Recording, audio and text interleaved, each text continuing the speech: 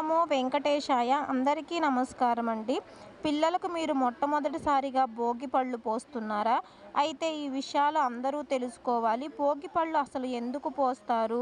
భోగి పళ్ళు ఏ వయసు వచ్చే వరకు పిల్లలకు పోయాలి? రేగి పండ్లనే భోగి పళ్ళగా ఎందుకు పొయ్యాలి? భోగి రోజు చాలామంది పిల్లలకు భోగి పళ్ళు పోస్తారు.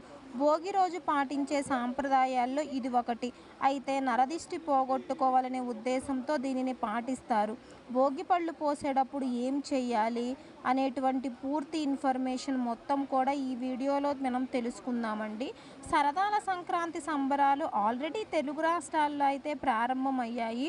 సూర్యుడు ధనుసు రాశి నుంచి మకర రాశిలోకి ప్రవేశించేటప్పుడే మకర సంక్రాంతిని జరుపుకుంటారు. సంక్రాంతికి ఎంత ప్రాముఖ్యత ఉందో దాని ముందు రోజు వచ్చే భోగికి కూడా అంతే ప్రాధాన్యత ఉన్నది. సూర్యుడు దక్షిణాయనం చివరి రోజున భోగి జరుపుకుంటాము. భోగి రోజు తెల్లవారుజామునే భగభగ మండే భోగి మంటలు వేస్తారు.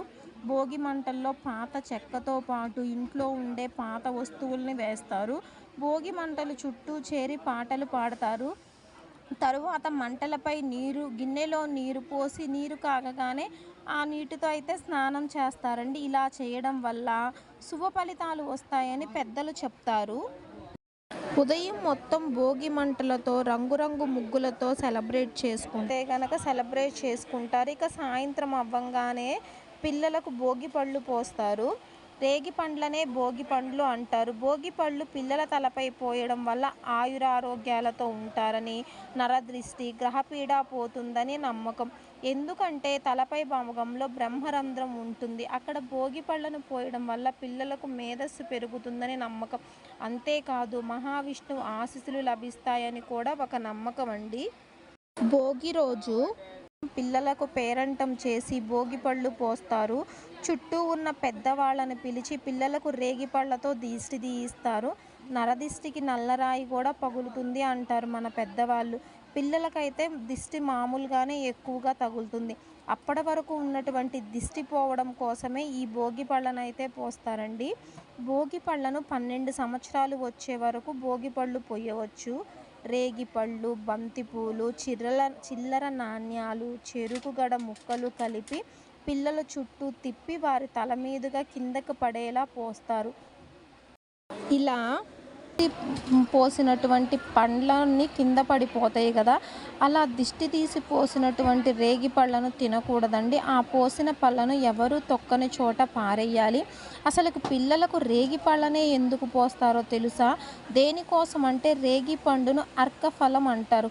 అర్కుడు అంటే సూర్యుడు.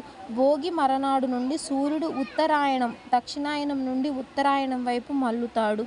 సో రేగి పళ్ళల్లో ఆ సూర్యుడికి సంబంధించింది కాబట్టి పిల్లలకు మంచి జరగాలి అని చెప్పేసి రేగి పండ్లని పోస్తారు.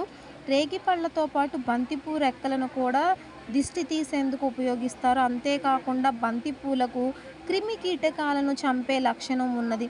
బంతిపూల వల్ల చుట్టూ ఉన్న క్రిములన్నీ మాయమవుతాయి కాబట్టి ఈ సాంప్రదాయాన్ని అయితే అమలు చేస్తారండి మన పెద్దవాళ్ళు. ప్రతి ఒక్కరూ గుప్పెడు నిండా భోగి పళ్ళు తీసుకొని పిల్లల చుట్టూ 3 సార్లు తిప్పి వాళ్ళ తల మీద పోస్తారు. భోగి పళ్ళు ఎందుకు పోయాలి అంటే మన పురాణాల ప్రకారం అయితే ఒక కథ ఉన్నదండి. ఆ కథ ఏంటంటే శివుణ్ణి ప్రసన్నం చేసుకోవడానికి నరనారాయణులు బదరికావనంలో ఘోర తపస్సు చేశారంట. ఆ సమయంలో పరమేశ్వరుడు ప్రత్యక్షమై, నువ్వు తపస్సు చేశావు కాబట్టి నన్ను కూడా జయించే శక్తి నీకు ఇస్తున్నా అని నారాయణుడికి శివుడు వరమిస్తాడు. ఆ సమయంలో విష్ణుమూర్తి శక్తిని చూసి దేవతలందరూ ఆనందంలో నారాయణుని తల మీద బదరీ ఫలాలను కురిపించారంట. బదరీ ఫలాలు అంటే రేగి పండ్లు. ఆ సమయంలో శ్రీమన్నారాయణుడు చిన్నపిల్లవాడిగా మారాడని, ఆ పిల్లలను నారాయణునిగా భావించి పిల్లల్లో నారాయణునిగా భావించి భోగి పళ్ళనైతే పోస్తారు అని మహాభారతంలోనే ద్రోణ పర్వంలో చెప్తున్నారు. కాబట్టి మన పిల్లలకు ఉన్నటువంటి దిష్టి మొత్తం పోయి మన పిల్లల ఆయురారోగ్యాలతో సుఖ సంతోషాలతో ఉండాలి అని చెప్పేసి అందరూ కోరుకుంటూ మన పిల్లలకి ఈ భోగి రోజున అందరం కూడా సాయంకాలం భోగి పళ్ళను అయితే పోసి ఈ భోగినైతే అందరూ సెలబ్రేట్ చేసుకోవాలి అని చెప్పేసి నేనైతే మనస్ఫూర్తిగా కోరుకుంటున్నానండి. పిల్లలకైతే గనక భోగి పళ్ళు పోసేటప్పుడు రేగి పళ్ళను గట్టి గట్టిగా విసిరి విసిరి పోయొద్దండి. ఎందుకు అంటే వాళ్ళ మాడు అంటే తల అనేది చాలా సెన్సిటివ్‌గా ఉంటుంది. కాబట్టి చిన్న పిల్లలకు భోగి పళ్ళను ఇంకా ముఖ్యంగా నెలల పిల్లలకు భోగి పళ్ళను పోసేటప్పుడైతే మరి పైనుంచి కాకుండా తల మీద చిన్నగా ఆనిచ్చి అయితే జాగ్రత్తగా భోగి పళ్ళను పోయాలండి. ఈ వీడియోలో ఇన్ఫర్మేషన్ మీకు అర్థమైంది అనుకుంటున్నాను. ఒకవేళ ఏమైనా డౌట్లు ఉంటే గనక నాకు కామెంట్ రూపంలో తెలియచేయండి. తప్పకుండా నేను మీకు రిప్లై ఇస్తాను. వీడియో నచ్చితే లైక్ చేయండి. లైక్ చేయడం వల్ల తెలియని వాళ్ళకి ఇన్ఫర్మేషన్ షేర్ అవుతుంది. అదేవిధంగా నా ఛానల్ నచ్చినట్లయితే గనక సబ్స్క్రైబ్ చేసుకోండి.